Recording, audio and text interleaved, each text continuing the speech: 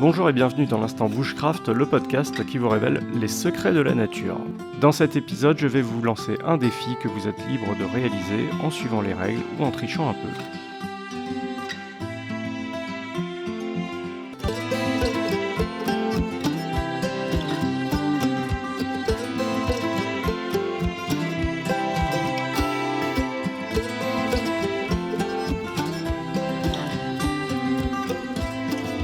Bonjour à tous, ici Alban Cambe, auteur et formateur Bushcraft. Si vous m'accompagnez sur le terrain, pour un stage de Bushcraft ou pour découvrir au détour d'une balade quelques savoirs fondamentaux, il y a fort à parier qu'au bout d'un moment, je vous confierai un briquet ou une allumette et vous auriez pour tâche d'allumer un feu en moins de 15 minutes. Cette épreuve du feu est la toute première activité que j'instaure dans mes stages car elle remet tout de suite les pendules à l'heure. La flamme immédiate d'un briquet ou le grattage d'une allumette sont des compétences que tout le monde pense maîtriser.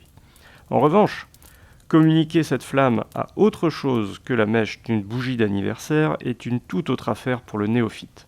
La sélection du bois mort est capitale, le combustible doit donc être sec, mais surtout proportionné. Tâche fastidieuse mais obligatoire, il faut glaner des brindilles d'une finesse extrême, puis des branchages de gabarit plus importants, jusqu'à arriver aux bûches qui vous fourniront des braises en quantité. Lors de mes stages, il n'est pas rare d'observer des participants s'essayant à embraser des feuilles mortes, riches en cellulose et donc en humidité, ou de la mousse, aussi hygrophile que du coton. Certains tentent d'enflammer des écorces récoltées sur du bois pourri.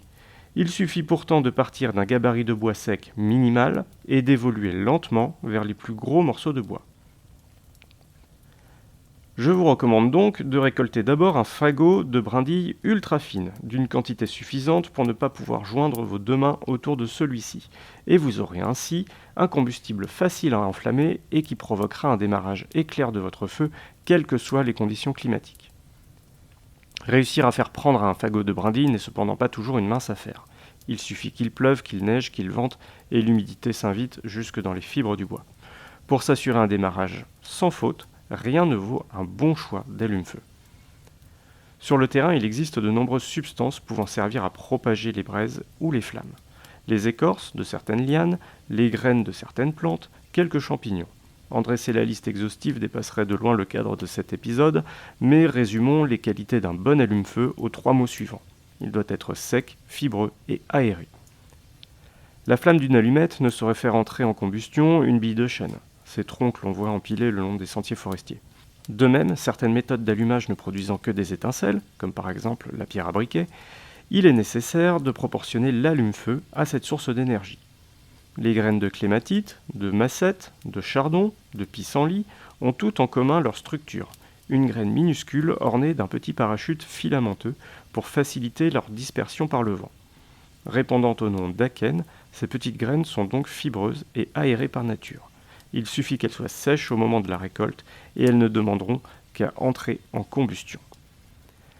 Un bon initiateur de feu doit donc être sec, fibreux, aéré. La structure des herbes bien sèches et des akènes en font d'excellents initiateurs.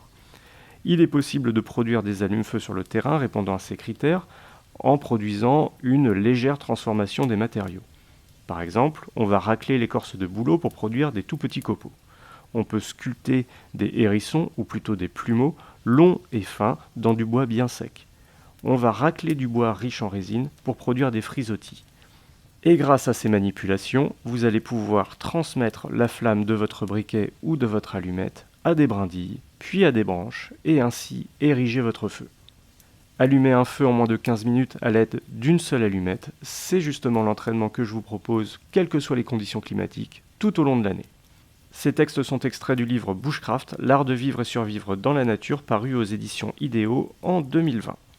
Vous pourrez retrouver plus d'informations sur mon blog, albancambe.com, et sur ma chaîne YouTube ou mon profil Instagram. En attendant le prochain épisode, je vous souhaite une bonne journée et un bon Bushcraft à tous.